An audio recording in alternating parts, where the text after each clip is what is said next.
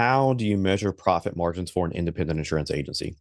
As a consultant that works with agencies on a daily basis, here are three ways that I work with clients on measuring margins that are going to be helpful for either tax planning, budgeting, or if you're considering exit planning and eventually changing ownership of your company one day. So, three measures. Total pre-tax income is going to be your total revenue minus your total deductible expenses, which gives you your margin remaining or your income remaining or earnings so that you can look at your tax planning on what might be reported for your income tax purposes. Some nuance, how many partners you have, how you actually have your tax strategy set up. But again, total revenue sources minus total deductible expenses is your total pre-tax income.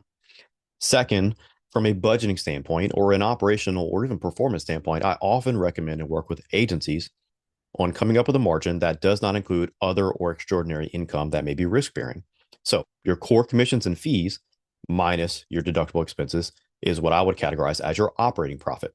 So taking out your contingencies or bonuses, premium finance income, gain or loss on the sale of an asset, anything other than your core commissions and fees might be considered extraordinary. So again, your commissions and fees minus your deductible expenses gives you what I would categorize as an operating profit.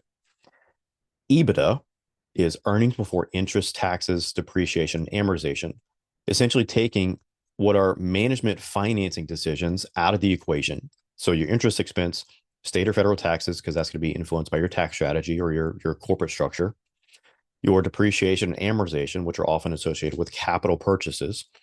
Why do we calculate this number? So it's getting to what may be the true pre-tax earnings available to a buyer when the company is essentially recapitalized or an asset is purchased. So those things are going to be reset.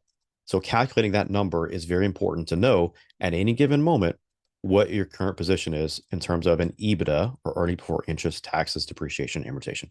So again, three key measures. You have your total pre-tax income, which helps with tax planning. You would have what I would categorize as an operating profit, which helps with your budgeting or setting something stable so that you're not taking too much risk in your budget. And then EBITDA, which is going to help with your exit planning and looking at, well, how are you truly operating outside of any financing or acquisition expense?